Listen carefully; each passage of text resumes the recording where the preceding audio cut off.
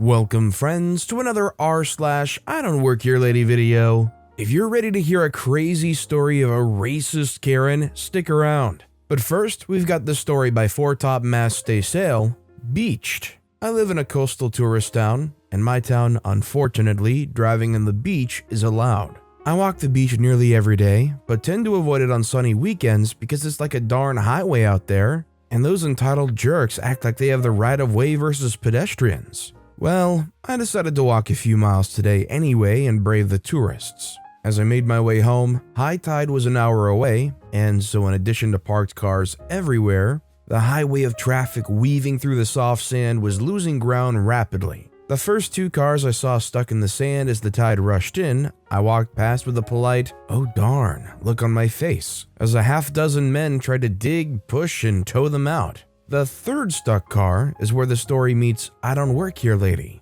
The woman runs up to me with a shovel. Who brings a full-size shovel to the beach? Not judging, just curious. I have headphones in, but she's clearly approaching me, so I silence them. "I'm stuck, I need a tow," she hollers. "Oh no, that's terrible," I say, shaking my head. She says, "Do you have a vehicle to tow me out with?" I say, "No, sorry." They say, "You don't have a vehicle?"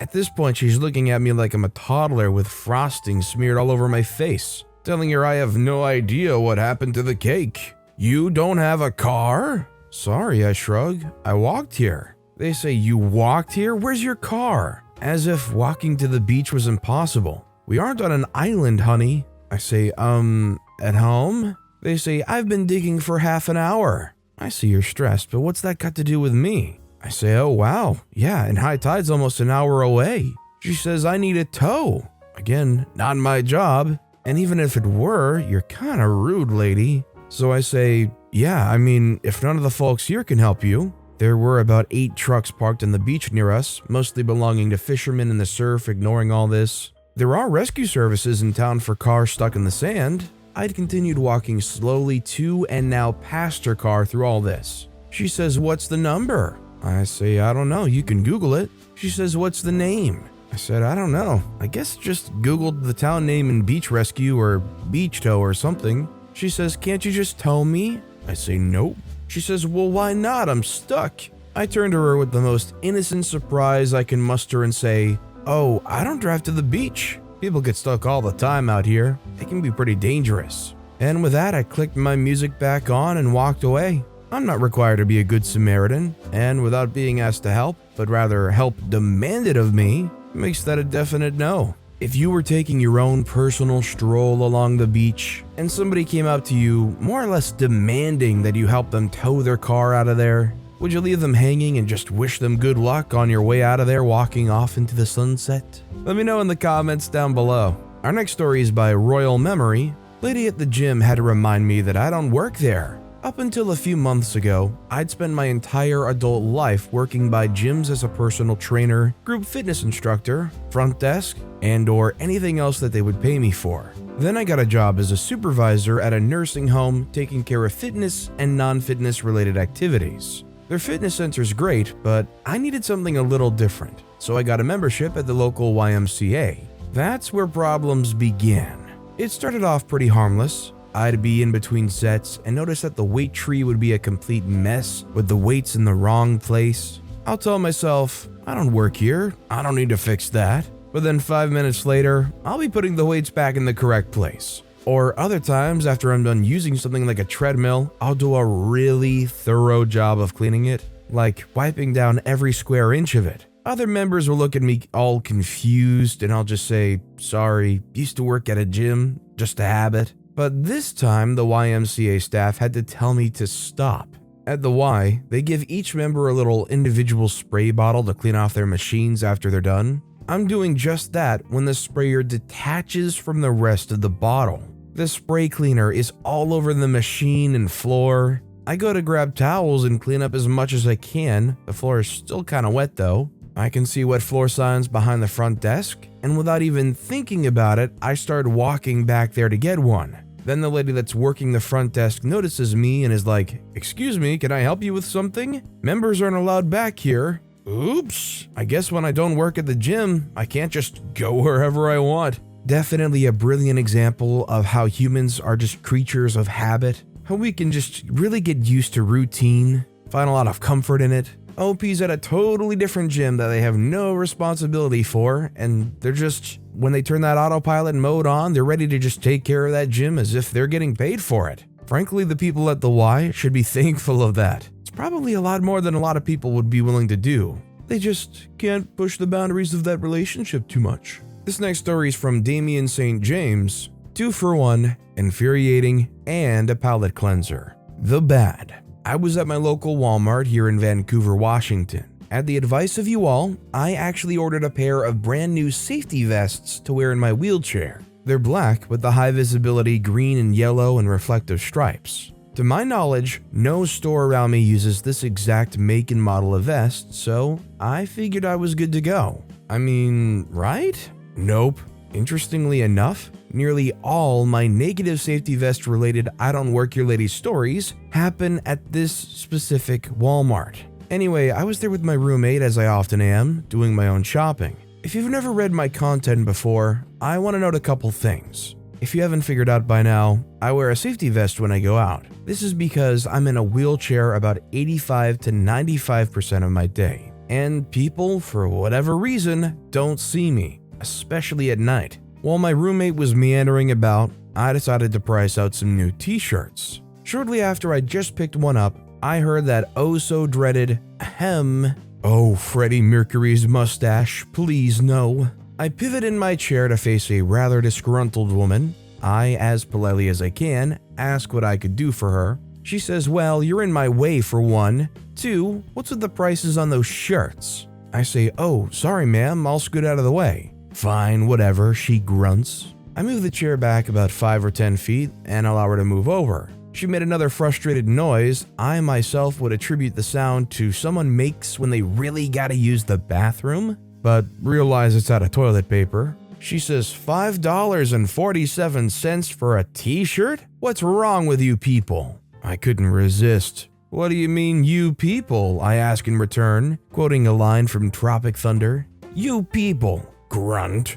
You guys are all the same, charging an arm and a leg for everything. This is insane. At that price per shirt, you should have some kind of special or something like that. Once more, I couldn't resist as my smarmy urges were skyrocketing. Ah, well, that sucks. I don't stand for that kind of thing either. She opened her mouth and was going to point before what I said sunk in and said, did you just make a joke? Snark rising even more, I said, nah, clinically speaking, one can't make a joke. That only happens when a pun and a quip get together for a hot night at a Motel 6. She frowned so much, I wouldn't have been surprised if she could have braided her own lips. She said, you think this is funny? I say, no, see, somebody like Mel Brooks is funny. This is hilarious. She says, I've had just about enough of you.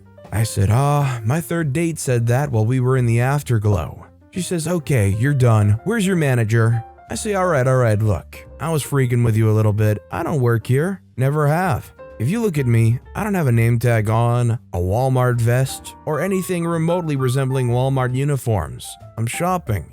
She made a face and such an angry growl. She reminded me of that one big villain from Big Trouble in Little China that would swell when he screamed. She says, you're a jerk. I'm reporting you anyway. With a little more fanfare, she stomped off. I continued my shopping.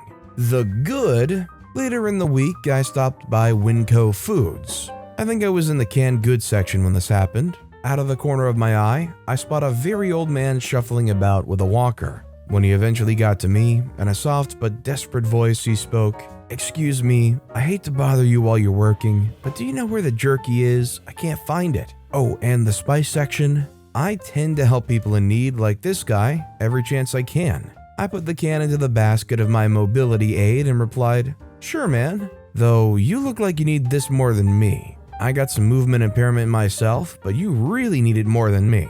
The man looked at me and shook in place from the strain of him even standing. He gave just a soft nod and said, that would be nice, but I don't want to put you out. Nah, I began. I insist, you take it. I can grab another one later. And I got up. I informed the man I was once a CNA, so if he needed help transferring into the scooter, I would assist. He took me up on the offer, and I helped guide him to his seat. I fold his walker and tuck it under my arm. I say, "Now let's get shopping," with all the enthusiasm I could. The man chuckled a couple times and said, "Sounds like a plan, partner." Fast forwarding a bit, I even followed the man to check out and helped him there. Later, I helped him to his car and load the bags into the trunk. It was only then that I spotted his baseball hat. I immediately recognized a few patches and pins on the hat before I even read a word of what the printing on it said. First, I saw the US and South Korean flag. Second, I saw the patch for the US Army. Third, I saw a patch for the Army Rangers.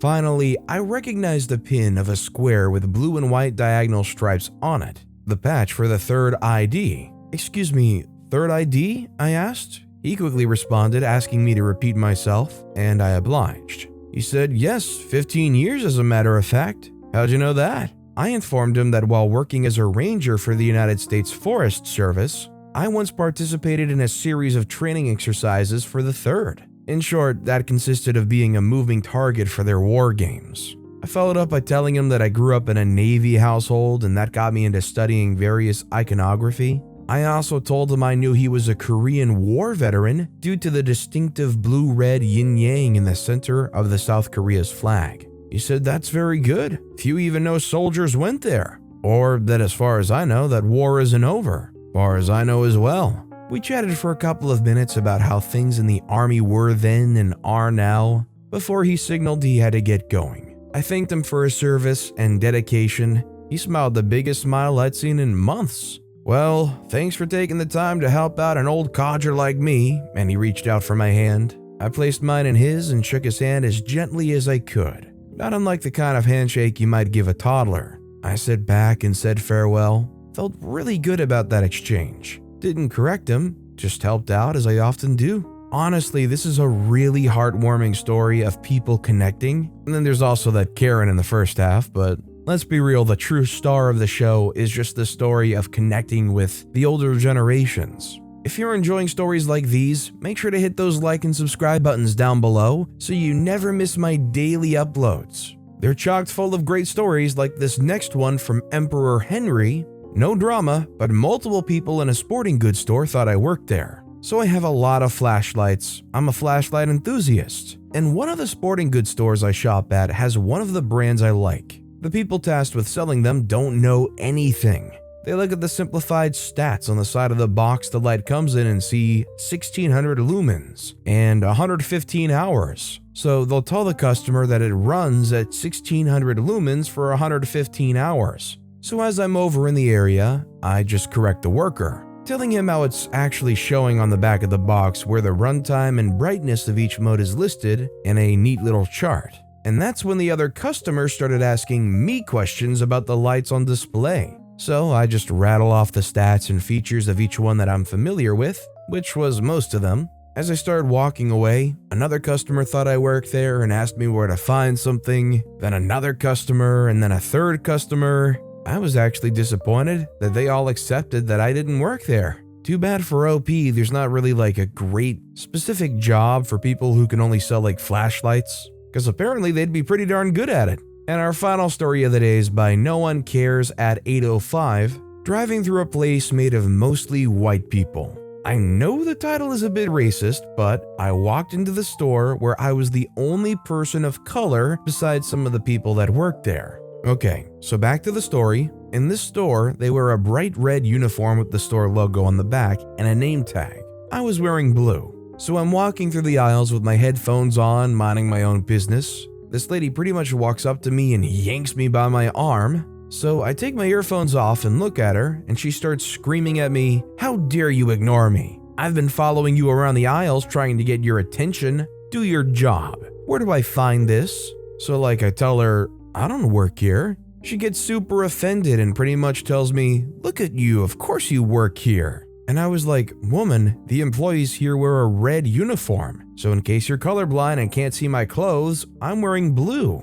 She gets super offended and says, "You don't have to be rude about it." So at this point, I'm annoyed.